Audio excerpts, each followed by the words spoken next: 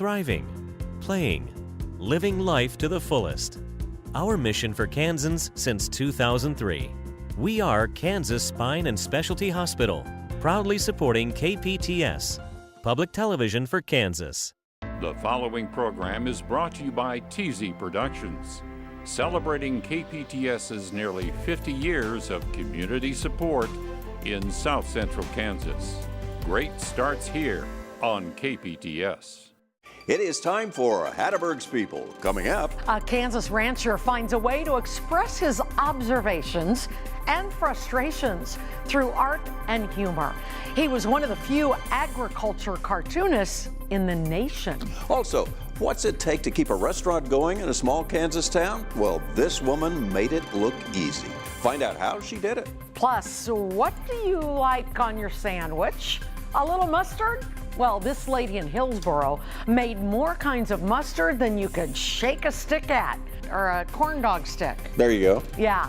Learn why it was so special. And this Kansas barber achieved rock star status in the 1990s. Stick around and find out why. Hi, everybody. I'm Larry Hatteberg. And I'm Susan Peters. Those stories and more, they're queued up and ready to roll.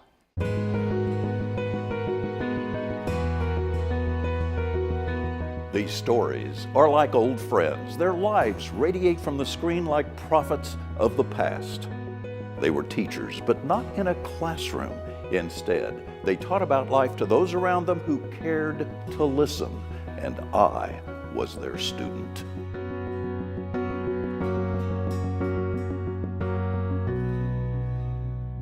Thanks for stopping by, everyone. We begin with this story of a Kansas rancher who was on a mission to share the plight of the American farmer. And nowadays, we have Kansas farmers who make music videos to enlighten the public on agriculture. You've seen them. The Peterson brothers and Derek Klingenberg, they're some of the names. But in 1984, Jack Steele did it with cartoons. Checking cattle is a dirty business. Spring rains made sure of that. Scott City rancher Jack Steele, like his neighbors, gets frustrated with the many uncertainties of agriculture. So he fights back, not with brute force, but with something stronger. A cartoon. Kansas! It seems like when it does rain, it really rains out here, and when the wind blows, it really blows. It seems overwhelming at times to fight nature. Jack's cartoons reflect the plight of American agriculture. It's a road he's been down many times before. Bad bloater, huh? It can be frustrating at times to get it into the rectangle the way you want it, and the way you think will be readable to other people. And then comes the accomplishment, usually, and it's pretty satisfying. His cartooning began 20 years ago, but he gave it up in favor of full-time farming. Well, he just asked me how much I need to operate this month, and I told him. A year ago, with 2 of his 3 children grown, he began again. Now, 10 newspapers carry his work, and he's unique because there aren't many agricultural cartoonists. It's a form of expression. Everybody's got to have some form of expression, and I think it's mine. I'm not a public speaker. I'm not an actor. I think everybody has thoughts, and I think they need to get them out. You've been depressed ever since you read you've been feeding 60 other people. Material for Jack's cartoons come from real-life experiences that occur on his ranch. You know, just like walking across that deep stuff, funny things happen, you know. Kansas! Yep, looks like corn earworm. Usually they look better than I think they will. I think I'm a little hard on myself in that respect. His pet peeve is politics, the nemesis of the agricultural community. I'm sure this fact-finding committee was appointed for a very good reason. Our first assignment is to find out what it is. Future cartoons will no doubt talk about the weather. I imagine I imagine we'll have some mud jokes, So is the pen mightier than the sword? Well, hey everyone, surprise. For Jack Steele, it's a lot more fun. This is Larry Hatteberg. Now, unfortunately, Jack passed away in 2014 at the age of 82. Well, now to another art form and some Kansas artists with a very practical mission to create high-quality, beautiful wood furniture. Yeah, they did too. I traveled to Yoder for this one, the year 1993.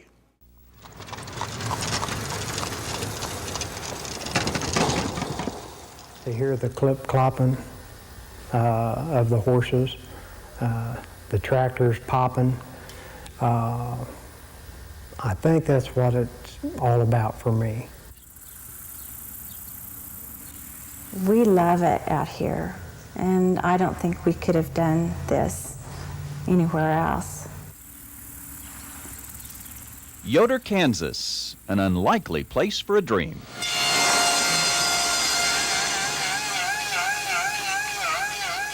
We all work a lot. The majority of our woodworking products, I would say, are 19th century American native oak. A few years ago, Basil and Evelyn Wilson moved from Wichita to Yoder, from the fast lane to the no lane. The wildest thing here is maybe a runaway buggy.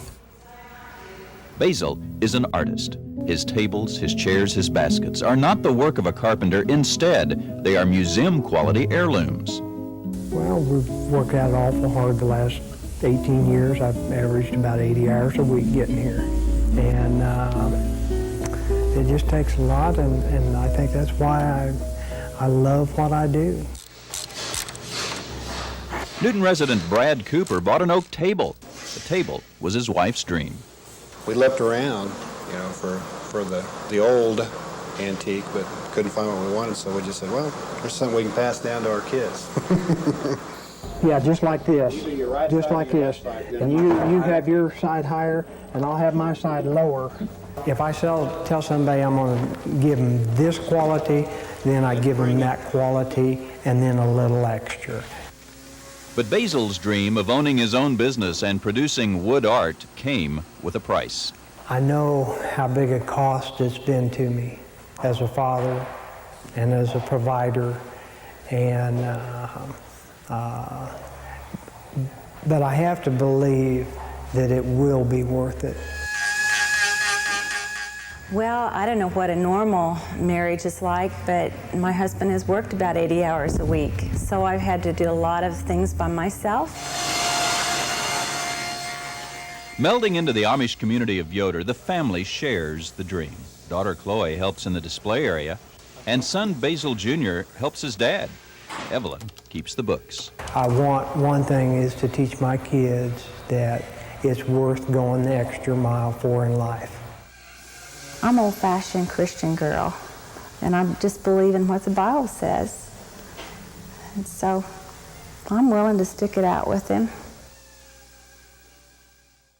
Now, Basil kept that shop going in Yoder, at least for a few years, and then he went to work for Textron as a machinist, where he helped build parts for Air Force One. Now, Basil recently retired and says he's now going back into carpentry full-time. Which is probably his love. I mean, he's so good at it. I get to go back into what I love. Exactly. Woo-hoo. Finally. All right, meantime, that building in Yoder that Basil originally built as his carpentry shop, you may have recognized it. It's now the Carriage Crossing restaurant, just off K96. I've been there many times. All right, speaking of restaurants, back in my day, you could get a full-course meal for $1. That's aging you a little bit. It is. Actually, it wasn't even that many years ago, actually. Check out what Larry found in Yates Center in 1990. When lives change in a small town, they either slow down or they reach out. In Yates Center, on the second floor of this old building just off the town square, Frances Ward is reaching out. Hi. Are you having chicken today? Oh, that's a good deal, because that's what we have for you. 3 years ago, Frances, and by the way, most folks call her Franny, began running this little restaurant. Okay. You want 2 pieces of bread or what? A restaurant where Sun Tea rests in the window. Carl, do you want some more coffee? Okay. 3 reasons make it successful. Her personality. No, you don't have to pay for them now. No. That's just part of it. Thank you, Jeannie and Dorothy, and come back. Good food. See you tomorrow. Fried chicken today. Real good. Thank you, honey.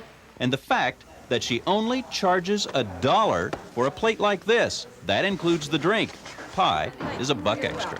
Isn't that disgusting? Huh? Really? Ought to be a law against it, hadn't there? And believe me, people come in often. Every chance he gets. 2 or 3 times a week, or 4 or 5. And he hadn't been able to be there too much lately. Her dining room is a mixture of friends and strangers. We like the variety here.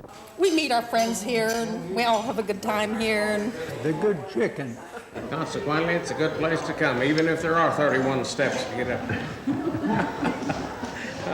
But by the time they leave, everybody knows Franny. Thank you, honey. Helen? She rises at 4 or 5 in the morning to prepare her meals. She has 1 paid helper and a volunteer. She works hard, but money isn't the motive. Last March, her husband died of cancer. And I don't mind the work. It's like I say, I don't have anything to go home to. Last weekend, I made 25 pies for just people. But I'm going to show you back here, and this is what I'm really proud of. In her storeroom, she told us how she started this business with just $5 she borrowed from her granddaughter. And now all this is mine, and I owe nobody nothing. Nothing. And this is, I bought this. This is mine. Now, I'm proud of my inventory because it started with nothing. I mean, nothing. People ask her how she does it. Well, she says, now don't tell anyone. Basically, my ambition's to be lazy. Well, that's not going to happen soon. There is too much work waiting at the top of these stairs. I'll be right doing the same thing I'm doing today now. Exactly. No matter if I get a widow's pension or not, I'll be doing the same thing, won't I, May? You bet. A true survivor and believer in making things work with a smile. Frances, by the way, got national attention for her restaurant after Larry did that story. And it kept on going for a good many years. But as we all know, times change. But Frances finally retired about 10 years ago. Fortunately, she's still alive and kicking at a youthful 87 years old. She's still young. Still young, All of right. course. Meanwhile, in the big city, communities' needs can be a little bit different. They can. Now, Rosa Molina could see that, so she was eager to help get the La Familia Senior Center off the ground almost 30 years ago. She saw that Wichita's Hispanic population was growing, and the community needed a place to serve that population and its bevy of needs. I want the Hispanic community and the community in general to feel safe to come and to use this building, because this is not our building, it's everybody's building. Her name is Rosa Molina, and this Hispanic Senior Center on West 21st is her dream. I love to see them happy.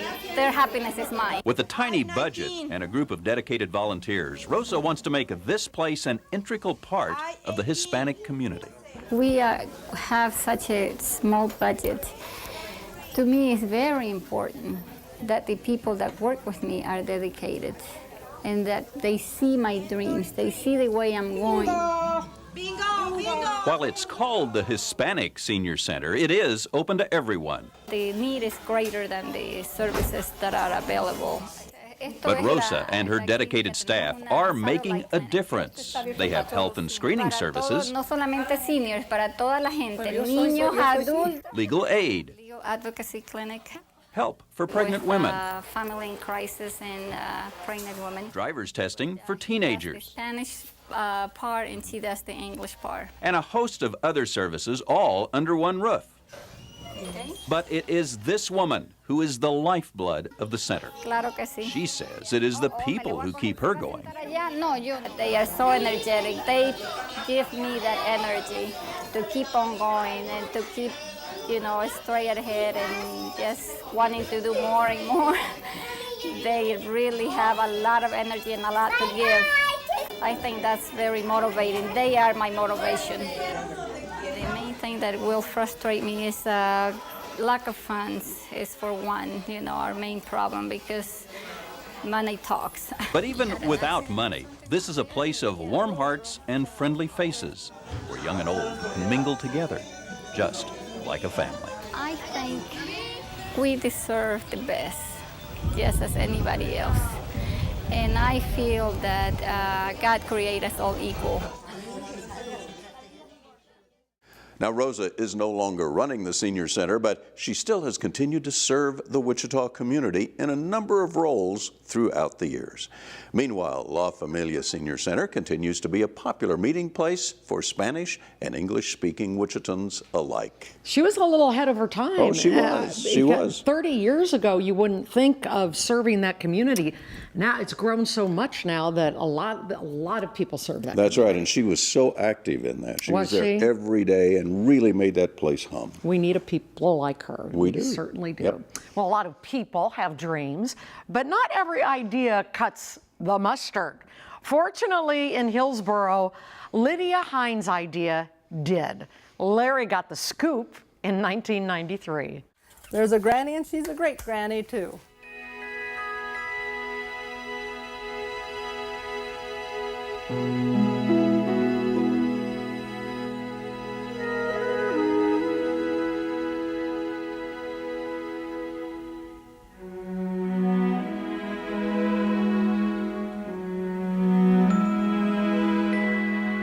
Out here in the country, north of Hillsboro, is the peace that country life brings.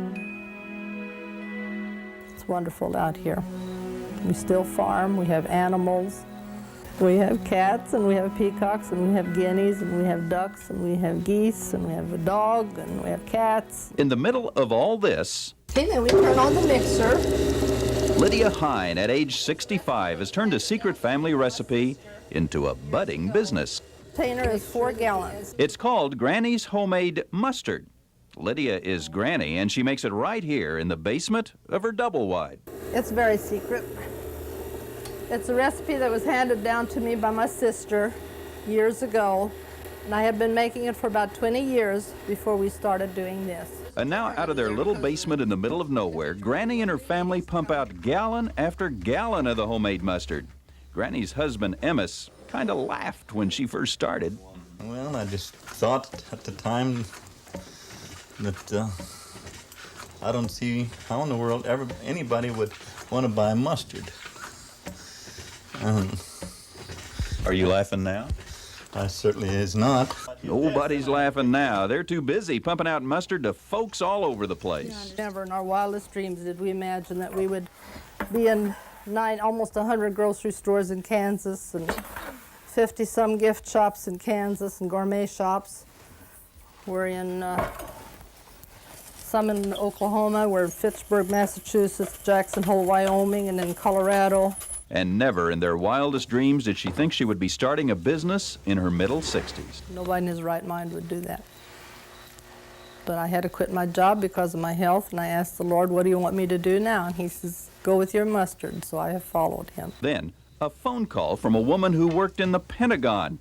That sent Granny's mustard all the way to Washington. And I got a real nice handwritten letter back from her, and she says I gave a jar to the Secretary of Defense and to General Powell, and they both have been back for more. So with her husband and grandchildren helping, Granny loves her lifestyle. I can go up and put a load of washing to the washer and come down and work and go back up and put it in the dryer. As the ducks do what ducks do outside and the sun's days get ever shorter, there is Granny in the basement mixing the mustard.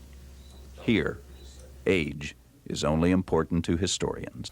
I never know what to expect from day to day. Now, Lydia lived a long, good life before leaving us in 2016 at age 87. But Granny's homemade mustard hasn't gone anywhere. Lydia's daughter-in-law is now running the company and filling orders that come in from around the world. I see her at some farmers markets, too. Yeah, and I buy right. some You of that. can buy it here in Wichita. Very sure. good. Yep. Okay, what's more classic Kansan than a big red barn along the rolling countryside? Well, they're not quite as common as they used to be, But the gal in this next story has worked to preserve images of those rural icons for generations to come. Her name is Martha Knudsen.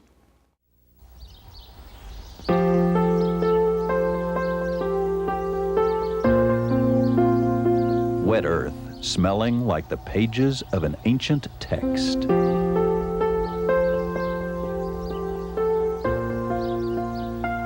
In a way, this old barn is like a book. Martha Knudsen reads them well.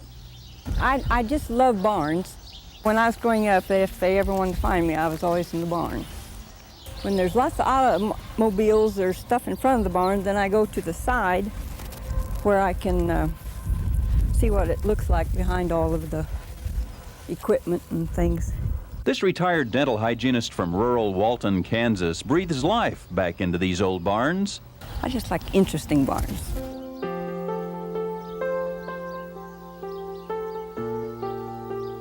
She's an artist who travels Kansas looking for barns of character.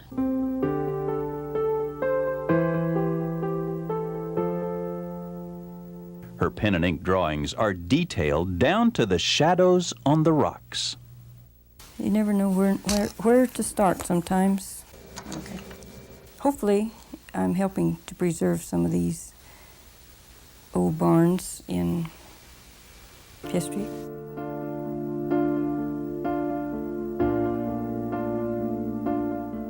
I have a barn here from Montgomery County. Now, that's not a huge, impressive barn, but it's a different barn.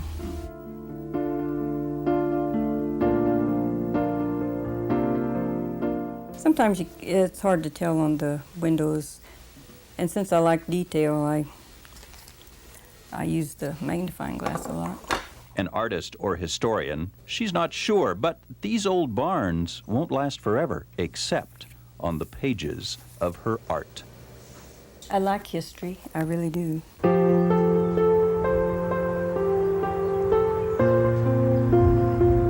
With nature looking over her shoulder, Martha saves old barns that are other people's memories. Over time, they become our memories. I've always said they'll have to drag me off the farm. I really love it out here. Now, Martha has now published a total of 4 books of her barn drawings. The last came out in 2010. Now, you can buy them at the tourism office in Concordia and on Amazon. Meanwhile, Martha, taking a little bit easier these days, enjoying her golden years in the Newton area. There was no retiring for the man in our final story this week. He loved his job so much he refused to quit, and that made him famous. Check it out. Beautiful morning. Bat Nelson's day starts slow in Alta Vista, Kansas. He's the barber in this Wabaunsee County town, a town that echoes Middle America. You would have to travel quite a ways before you'll find another little town that's held up as well as we have.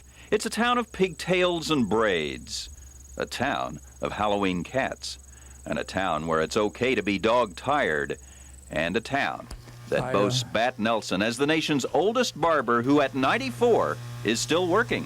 I say I'm not boastful. I sound like I'm bragging. But if a man got in my chair once for a shave, he never failed to get back in. That's quite a record, yeah. Surrounding Bat Nelson's barber chair, tonics that date the man. Bottles that grow more memories than hair. Memories from his first day as a barber, February 12th, 1916. I walked home with 17 cents for 17 hours work. Yeah. Next week I did a little bit better. I took in 2 1/4. In Alta Vista, there have been a lot of clotheslines filled and wind-whipped by a melodic Kansas wind since Bat began his career. Lester has been a customer for 70 years. This is a latherizer here. As Bat barbers, memories flood in as he remembers how he needed a couple of $100 to buy his barber tools. I tried to borrow $10 from my dad. And he said, you'll never make it, kid. You'll never make it. Well, after nearly 8 decades of work, he made it. And with a $3 haircut, Lester's made it too. Time to go. He does awful well for his age, too.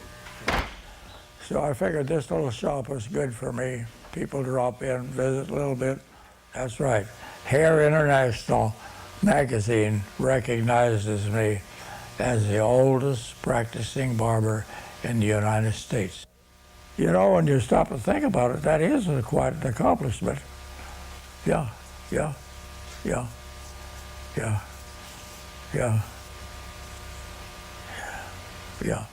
In Alta Vista, folks come and folks go. Bat Nelson stays. Beautiful morning.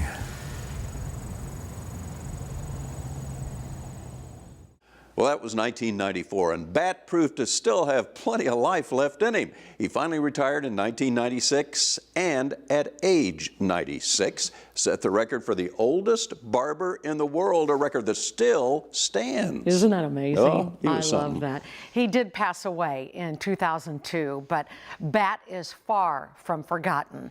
The Wabaunsee County Museum still honors him in a big way. He has his own page on the museum's website, telling his story with photos. It's easy to Google and find if you're interested. And we hope you are. And we hope you enjoyed the show. And remember, if you have a question or a comment, be sure to drop us a line. That email address is hattebergspeople@kpts.org. And we read every letter, sometimes many times. And we're happy you like this show. I'm Larry Hatteberg. And I'm Susan Peters. Be sure to join us next time for more classics from the master of Kansas storytelling, Mr. Larry Hatteberg. We'll see you later.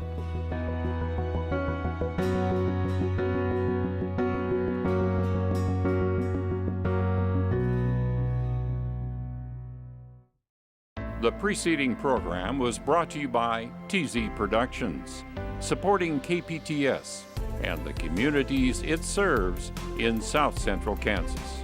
Great starts here on KPTS. Support also comes from viewers like you. Thank you. For a free copy of this program, become a new member of KPTS for a $40 contribution. If you are already a member, just send $25 for shipping and handling. Be sure to include the program's name, date, and time.